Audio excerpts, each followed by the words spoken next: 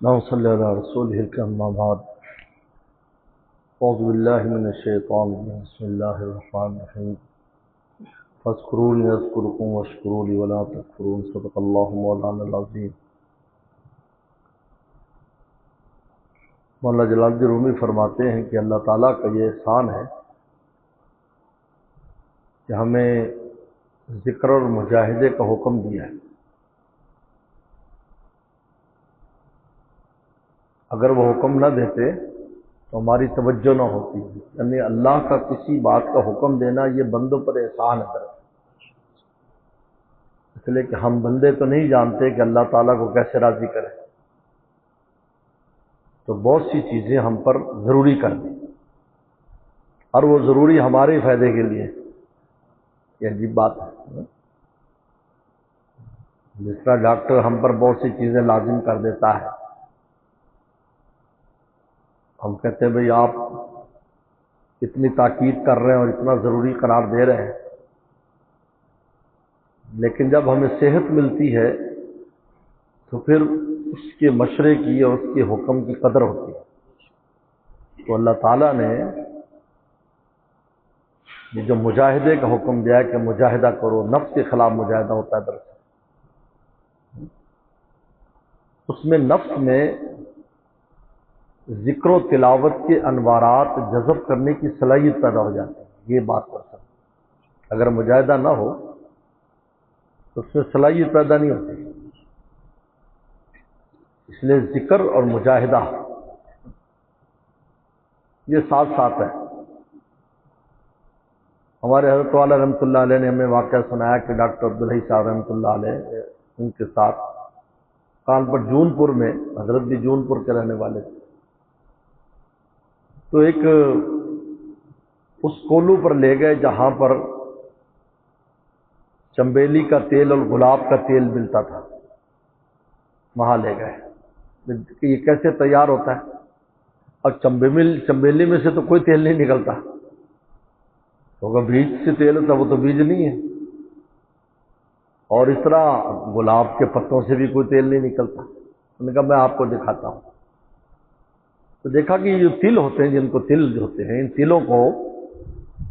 ان کو پہلے تلوں کو ایک ایسی چیز پر رگڑا جا رہا تھا کہ جس سے اس کے اوپر کی موٹی کھال اتر رہی تھی، جس کو بوسی چھڑانا کہتے ہیں، تو پھر تل ایسے رہ جاتے تھے کہ اگر اس کو ایسے دباؤ تو اس کا تیل باہر آ جاتا تھا۔ پھر ان کو لے کر وہ کیا کرتے کہ چمبیلی کے پھول ہوتے تھے، ان پھولوں کے اوپر اندر رکھ دیتے تھے، اس کے اوپر بھی پھول ڈال دیتے تھے، اور گلاب کے پھولوں پہ ڈال دیتے، اوپر بھی پھول ڈال دیتے، اور پھر 24 گھنٹے کے بعد ان تلوں کو صاف کر کے جب کولو میں ڈالتے تو اس میں سے چمبیلی کی خوشبو آتی اور گلاب کی خوشبو آتی، وہ چمبیلی کا تیل بن جاتا یا گلاب کا تیل بن، تلوں کا تیل نہ رہتا۔ تو ڈاکٹر صاحب نے حضرت والا سے فرمایا، ہمارے شیخ سے، کہ دیکھو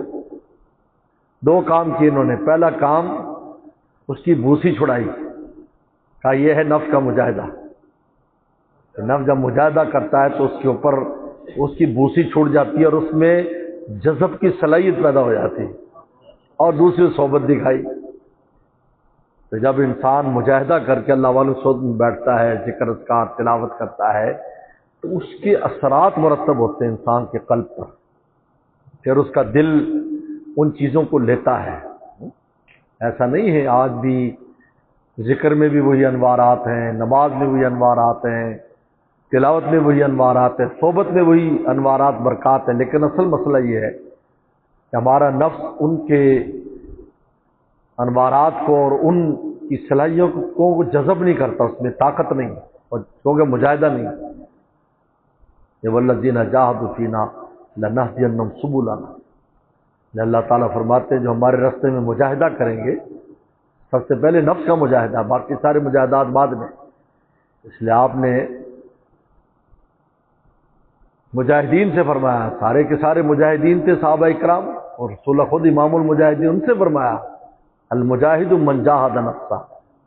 فرمایا مجاہد کامل وہ ہے جو نفس سے جہاد کرتا ہے۔ پہلے نمبر پر یہ بات ان کو فرما رہے ہیں جو جہاد میں لگے ہوئے ہیں، المجاہد من جاہد نفسہ، تاکہ آپ اپنے نفس کے لیے نہ لڑو، اللہ کے لیے لڑو۔ چنانچہ کتنے ایسے واقعات ہیں جہاں نفس کا حج شامل ہوا، انہوں نے وہیں لڑائی چھوڑ دی۔ علی کرم اللہ بڑا مشہور واقعہ ہے، یہودی بڑی مشکل سے زیر ہوا اور قریب تو اس کو قتل کرنے میں منہ پر تھوک دیا تو چھوڑ دی۔ انہوں نے کہا تمہیں کیسے چھوڑا؟ انہوں نے کہا کہ پہلے تو میں اللہ کے لیے تجھے مار رہا تھا، اب تو نے میرے منہ پر جو تھوکا ہے تو مجھے غصہ آیا تو میرا نفس شامل ہو گیا، تو میں نفس کو خوش نہیں کرنا چاہتا، اور یہی چیز اس کی ہدایت کا ذریعہ بنی اور اسی پر وہ ایمان لایا۔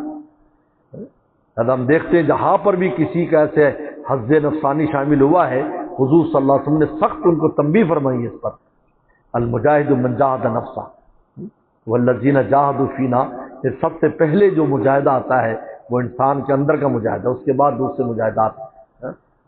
پھر صحبت، ذکر اذکار، یہ ساری چیزیں پھر رنگ دکھاتی ہیں، رنگ لاتی ہیں۔ آپ جو باغات کے جو ماہرین ہیں تو بس اوقات ایک درخت باغ والا پھل کا بہت اونچا بڑا اچھا ہوتا ہے، کھاد بھی دے رہے ہیں پانی سب، لیکن پھل نہیں آ رہا،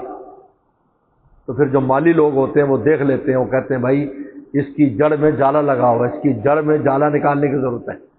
وہ جو جڑ سے جالا نکالتے ہیں تو اسی پر پھل آنے لگ جاتا ہے۔ تو بہرحال انسان کو مجاہدے سے غافل نہیں ہونا چاہیے اور ذکر کی پابندی رکھنی چاہیے۔ یہ جو ذکر ہے یہ مذکور تک پہنچا دیتا ہے، اللہ کا فضل ہے ہمیں ذکر کا حکم دیا، فذکرونی اذکرکم، اور نتیجہ بھی بتلایا کہ مجھے یاد کرو گے تو میں تمہیں یاد کروں گا، واشکرولی، بعد میں شکر ادا کرو میری نعمتوں پر، پہلے صاحب نعمت اور منعم کے ساتھ مشغول رہو پھر نعمت استعمال کرو۔ میرے شیخ فرماتے ہیں دنیا اللہ تعالیٰ کی ہے، اس کا میزبان اللہ ہے یہاں پر۔ ہمارے والد رحمۃ اللہ علیہ اکثر یہ شعر پڑھا کرتے تھے، اکیلے لیٹے ہوتے، کوئی آتا ہے کوئی جاتا ہے اس محفل رنگار میں، وہی باقی ہے جو ساتھی ہے، مہمان بدلتا رہتا ہے، ہم سب مہمان ہیں۔ ہمارے شیخ فرماتے تھے کہ میزبان کے ساتھ اگر تمہاری دوستی اور تعلق ہے تو پھر اس کے گھر کی نعمت سے کھانے میں بھی مزہ آتا ہے، اگر کوئی اجنبیت ہے تو بالکل مزہ نہیں آئے گا، کتنی مزیدار چیز کیوں نہ۔ میں تو بہت سفر کرتا ہوں، جہاں اجنبیت ہوتی ہے تو وہاں پر وہ مزہ نہیں ہے، اور جہاں بے تکلفی ہوتی ہے، بہت سی جگہ ہم جاتے ہیں، وہ کہتے ہیں جی حضرت بہت اچھی جگہ ہے، رہائش کی یہ ہے وہ ہے، ہم کہتے نہیں بھی وہ دو ساتھی جس کے گھر میں سیدھا سادہ بستر ہے وہ ہمیں زیادہ پسند ہے کیونکہ بے تکلفی ہے۔ جہاں تکلف ہے ٹھیک ہے، بہت اعلیٰ انظام ہے، بہت کچھ ہے، لیکن تکلف ہے یا بے تکلفی ہے۔ میرے شیخ فرماتے تھے جب دنیا میں کا مالک اللہ ہے، میزبان اللہ ہے، نعمت اللہ کی، تو جب اس مالک کے ساتھ تمہارا ذکر کے ذریعے اور فکر کے ذریعے اور مجاہدات اور صحبت سے تعلق ہو جائے گا تو وشکرولی، پھر نعمتوں کا شکر بھی صحیح نکلے گا، استعمال میں مزہ آئے گا تم ان نعمتوں، ورنہ نعمتیں تو کھاتا ہے آدمی لیکن اس کو خیال نہیں ہوتا۔ اجنبیت کی جیسے کفار ہیں، کفار بھی نعمت استعمال کر رہے ہیں لیکن ان کو یہ مزہ نہیں آتا، یہ تو ہم سمجھتے ہیں ہنس رہے ہیں، کھیل رہے ہیں، خوش ہیں، لیکن ان کے اندر اندھیرا، میں تو رونگٹے کھڑے ہو جاتے ہیں کہ بھائی یہ 80 سال عمر ہے جی، یہ 90 سال عمر ہے، اب کیا اس کے اندر چین نہیں ہے، وہ اس بڑھاپے میں بھی ایسی کوشش کرتا ہے، بیر کی سیر سپاٹے کی ایسی کوشش کرتا ہے کہ میں خوش رہوں، اور ہمارا بڈھا جو ہوتا ہے، ہمارے بڈھے ہیں وہ ان ملکوں میں سارے مسجد میں چمٹے ہوئے تھے، سارے بابے مسجد میں، وہاں مسجد ان کی سب سے زیادہ شوق مسجد اذان کا انتظار ہوئی اور گئے، اگلے صاحب میں سارے بابے بیٹھے ہیں، میں کہ دیکھو یہ بابے کتنے خوش قسمت ہے، کیونکہ مولا کو جانتے ہیں نا، نماز ذکر اذکار کے لیے بیٹھے ہوئے یہاں پر سب اللہ والے بنے ہوئے، زندگی جیسی بھی گزری، اور ان کا بڈھا اس بڑھاپے میں بھی گناہوں میں ملوث ہے، عجیب اندھیرا ہے۔ یہ ہمارے دوست حاجی زبیر صاحب بتاتے تھے نا کہ انگریز جوڑا مسلمان ہوا تو ان کا انٹرویو کرنے گئے تو انہیں کہا کہ خدا کی قسم تم لوگوں نے کفر کا اندھیرا نہیں دیکھا، اسے اسلام کی روشنی کی قدر نہیں ہے تمہیں، ہم سے پوچھو کہ ہم جب پیچھے مڑ کر دیکھتے ہیں تو ہمارے رونگٹے کھڑے ہو جاتے ہیں کہ ہم کہاں سے نکل کر آئے، تم تو پیدا ہی روشنی میں ہوئی ہو، تم نے اندھیرے دیکھے ہی نہیں، اللہ کا شکر ہے، اللہ کا فضل ہے۔ تو بہرحال ذکر میں نیت یہ کریں، اس لیے ذکر کرتا ہوں اللہ تعالیٰ کی محبت حاصل ہو جائے۔ لا الہ الا اللہ، لا الہ الا اللہ،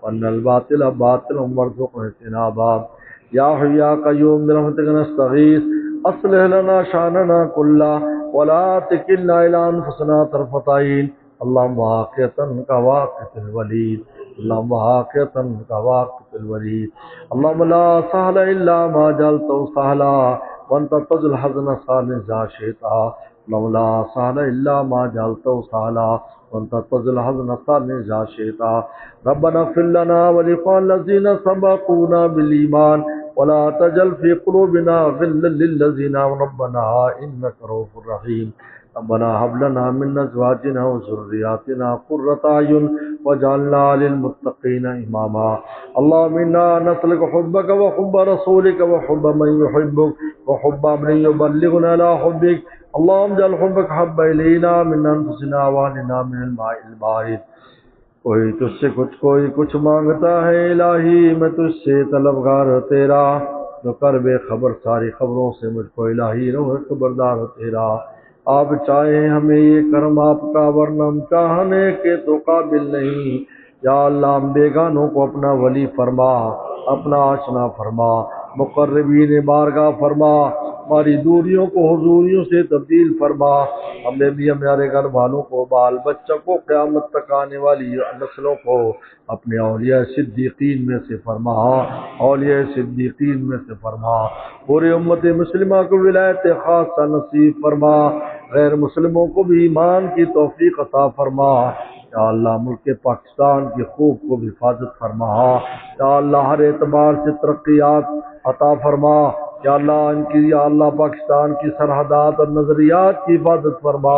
جس بنیاد پر یہ کلمہ کی بنیاد پر ملک لیا گیا یا اللہ اس کلمے کی حفاظت کی توفیق عطا فرما اس کے تقاضوں پر عمل کی توفیق عطا فرما یا اللہ اندرونی بیرونی تمام خلف شار اور سازشوں کو ختم فرما اصل کا امن و امان عطا فرما یا اللہ تمام دینی مدارس مساجد خانقاہیں ان یاد دینی مراکز کی خوب حفاظت فرما دن دگنی رات چوگنی ترقی عطا فرما ورث ادارے کی اور اس خانقاہ کی تمام شاخوں کو دن دگنی رات چوگنی ترقی عطا فرما یا اللہ ہر طرح کی عافیت نصیب فرما یا اللہ اپنی رضا کامل ہمیں نصیب فرما یا اللہ نبی کریم صلی اللہ علیہ وسلم کی کامل اتباع میں نصیب فرما یا اللہ ہمارے ایمان کو ایمان کامل فرما ہمارے ایمان کو ایمان کامل فرما ہر طرح کی عافیت نصیب فرما ہر طرح کی عافیت نصیب فرما یا اللہ ہمارے مرحومین مرحومات کی مغفرت فرما بیماروں کو شفا عطا فرما ہر طرح کی پریشانی کو دور فرما مصیبتوں کو دور فرما مسائل کو حل فرما ہر طرح کی عافیت نصیب فرما یا اللہ ہماری رزق روٹی میں خیر و برکت پیدا فرما قرضوں کے بوجھ سے محفوظ فرما یا اللہ ہر دوست کی ماں بہن کی جو حاجت ہے اپنے خزانوں سے ہماری حاجات کو پورا فرما یا اللہ ہمارے والدین اساتذہ یا اللہ مشائخ عزیز و اقارب پوری امت مسلمہ مرحومہ کی مغفرت فرما مسلمان جہاں جہاں مظلوم مقہور ہیں ان کی مدد فرما ان کی نصرت فرما ظالموں کو یا اللہ کیفر کردار تک پہنچا ان کی قوت اور دبدبے کو ختم فرما یا اللہ جو مانگے وہ بھی عطا فرما جو نہ مانگ سکے وہ بھی عطا فرما اللہم انا نسألک بأنک اللہ الذی لا الہ الا انت الاحد الصمد الذی لم یلد ولم یولد ولم یکن له کفوا احد ربنا تقبل منا انک انت السمیع العلیم صلی اللہ تعالی علی خیر خلقہ محمد و آلہ وصحبہ اجمعین